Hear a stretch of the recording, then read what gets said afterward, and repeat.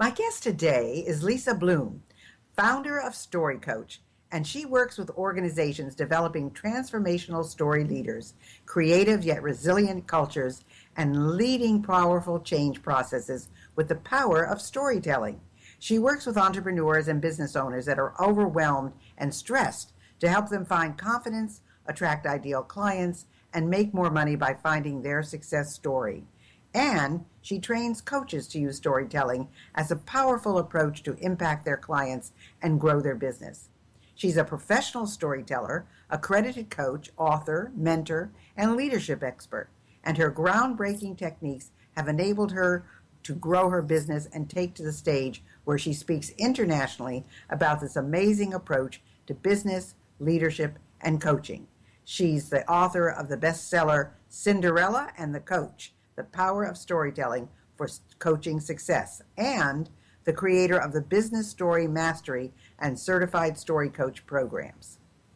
Welcome, Lisa. Thank you. It's great to be here. And you are just back from some wild tour that you have been on, speaking all over Europe. Yeah, I did this wonderful trip to Latvia, actually, but I regularly travel to speak, so yeah, it's fun. Yeah, it is. It is. I did that for so many years, and now I'm trying to stay in the U.S. as much as I can. But what do you see with all your travels and all the people that you work with? What do you think the biggest challenges you see facing entrepreneurs today? Well, despite where you travel to and how far whatever countries you see, there's competition everywhere, and there's people doing the same thing pretty much wherever you go.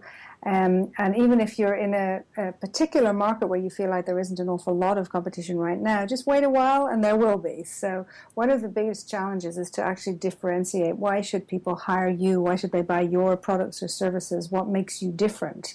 And to be able to differentiate is an incredibly important element of, being successful as an entrepreneur. And in addition to that, just to be able to speak about what you do. So being good at what you do is a great start, but it's definitely not enough. You have to also be able to speak about it in a way that is compelling and resonates for potential clients. And they tend to be the challenges that people face. They can't seem to be able to talk in a compelling way that attracts people, and also to stand out, to sound different, to sound not like everybody else doing the same thing. It's funny. My son said to me just yesterday, he said, Mom, he said, when you and Dad started all your businesses that you did, it wasn't a crowded field. You could pretty much do what you wanted to do, and if you did a great job, you'd stand out. But he said there are so many people in so many fields today, and exactly what you said, if it's not crowded now, it's going to be. So you're right, that uniqueness is so important. So tell us how you got started, and especially into storytelling. I mean, we know about coaching, but storytelling is a little bit unusual. So I started actually in corporate. I had a job in learning and development, and I actually loved it. I loved getting in front of people, and I love that moment where adults actually just have that spark of awareness or opening up to something new. But what I found was that I would tell stories. It just seems to be something I've always done. I would illustrate a point by telling a little story. And when I told a story, I began to notice that something shifted, that people changed. I mean, it was almost this physiological change, that when I would tell a story, people would just lean in and they would listen and they would interact and they would communicate differently. And most importantly, they would retain the information. They would actually remember what you said better if you told a story. And so when I left corporate and I wanted to go into something else, I was looking for something else to do, I kind of stumbled upon storytelling by accident. I literally was invited to attend an evening where there was some storytelling going on, and I remember I walked into this crowded room. There was probably more than 100 people there, and up on the stage were two storytellers, a man and a woman, and they began to tell stories, and I had this feeling like the walls were shaking, and it was just this amazing sense of, this is it. This is what I've been doing my whole life. I just didn't really know what it was called, and I didn't know that you could learn it, and it could be a profession. And I began to study, and I began to really hone that kind of natural, I suppose, a natural affinity or ability to tell stories, and became a performing storyteller around the same time that I moved into coaching, because I didn't want to go back to organizational life. I didn't want to have these 60-hour weeks. I had a young family. But I began to notice that storytelling and coaching had a lot of similarities. I began to see this beautiful crossover. And that's when I began to explore this concept of story coaching. It was a really exciting time. Well, it is true. I mean, most people who are speakers, they all say, you can give a point, but when you tie a story to it, that's what people remember. But I Mm-hmm. remember too, and I don't know if they're still going on or not, but in the U.S., there were some storytelling meetings. In other words, I wouldn't say they were conventions as much as they were gatherings. And Mm-hmm. people came together, and that's what they did. They told stories. And I don't know if that's still going on or not, but that is a real skill. So let me ask you about the story coaching. How do you do that? How do you keep coach somebody in how to tell a story? I mean, is there a formula? Well, what I'm actually doing is I'm not just coaching people to tell a story. I mean, that's part of it, particularly in relation to business building. I do help people become better storytellers so that they can use story in their business in order to stand out and in order to do all those things we spoke about before, to differentiate, to articulate well what you do, and so on. But story coaching itself is also the ability to hear stories and to understand that as a coach, when your clients tell stories, they're actually giving you more information, and you have the ability to really use coaching core competencies through story. So I began to notice, let me give you an example here. When I stand on a stage and I tell a story, there's this enormous engagement. It's like this magic space is created within which the listener of a story can just go on this journey and explore and experience and consider worlds and possibilities that are not usually accessible in everyday conversation or in an informational exchange.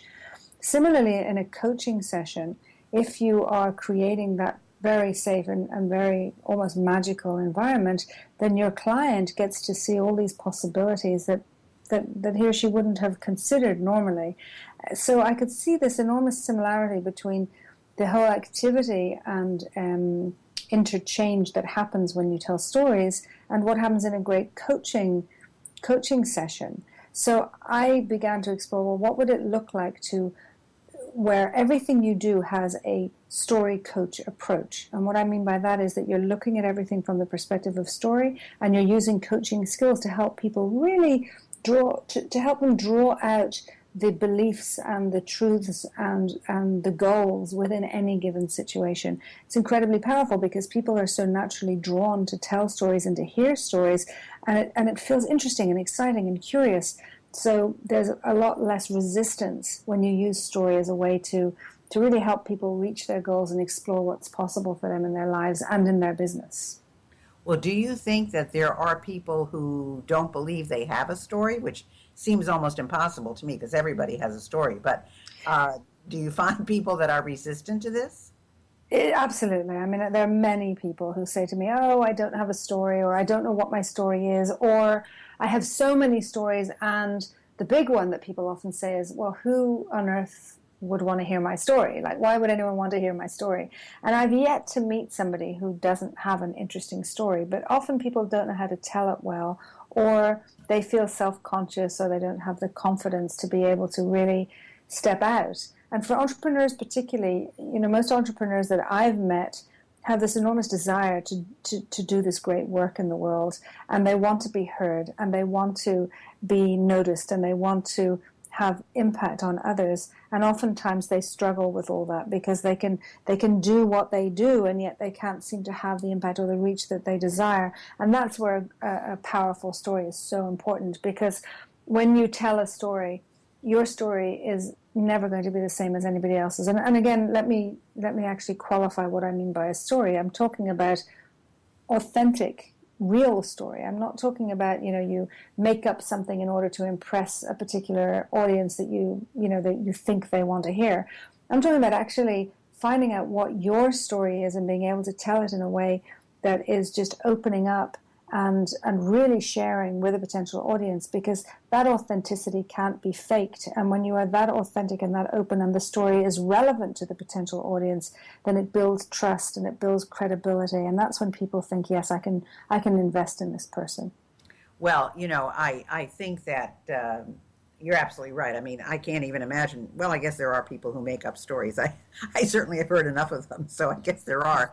But we're talking about the genuine stories. And so, do you have like a formula that people can learn? Is that how you coach people?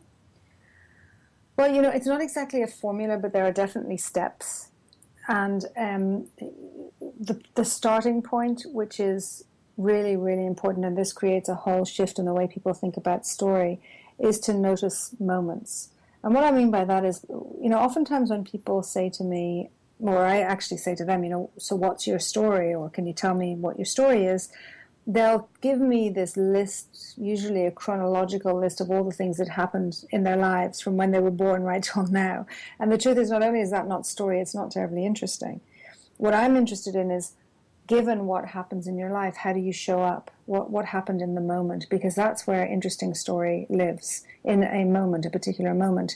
So I always say to people, you want to understand what your story is, or you want to find interesting stories, pause in a moment where you felt something, where you felt a shift, where you're not quite the same after as you were before, a particular event in your life. And it doesn't have to be the big dramatic ones. So, for example, the pivotal moments, the dramatic moments are often things like, birth, death, marriage, divorce, moving house, moving countries, changing professions. That's all the big stuff, or illnesses, life-threatening situations. That's the really big moments, and they can be fascinating, and there can be great stories around them, but there can also be great stories around small moments. And the small moments happen every day. They happen all the time in our lives, where you are somewhere and you notice something and you feel an emotional shift, and you feel that you see something or you believe something slightly differently. That's what I see as a story-worthy moment. So the idea is to begin to notice these moments and begin to share them and see how people respond to them, because the story, as I said, it lives in that moment. And the most important thing, once you've found that moment, is to begin to notice, what are the themes that are showing up, and begin to notice how people react. And most importantly, how can a moment, contextualized in the right way, actually have meaning and relevance for a particular audience? That's really the key. And then, of course, there are various steps we go along the way in terms of crafting and in terms of, having the various elements of story. But that gets into probably more detail than we have time for right now. Well, the key would be, and of course you're the expert in this, to know when a story is relevant and when to tell it. So how do you decipher that? And what happens? I would assume that there are some people who have many interesting stories and many key points. So how do you decide? I mean, how do you kind of pare that down? Well, it's actually a lot more simple than it sounds. It sounds, and a lot of people come to me, they're very daunted by, well, how do I know when to tell the right story? If you think about, if you're sitting around the table at a dinner party, there's this natural flow of conversation. And what's happening is actually somebody tells a story, and then that reminds somebody of something, and they tell another story, and that reminds them of something else, and then they tell another story, and that's how conversation is created. And it's not that different when you're about to speak to a person or a group. You need to understand, well, what interests them and what's on their minds, and what are they thinking about, and what do they care about, and what is a relevant message that you can deliver to this person. So the person may have a particular reason for being where they are, or a particular reason for speaking to you, and you want to be able to share a relevant experience in your life, business or professional or personal, that's going to deliver value to the person who is listening. And I think one of the biggest mistakes people make in using story is that they tell what they want to tell, that they think is relevant, without thinking for a moment about the audience. But the minute it becomes irrelevant for the audience, then the audience will stop listening, and it just will lose the whole point, and it actually does more damage than good.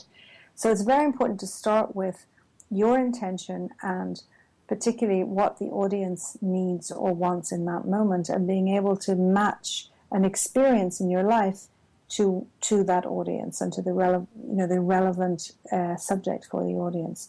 And it can be quite straightforward. If you're in a networking situation, or if you're about to do some public speaking, or if you're running a workshop, or if you are trying to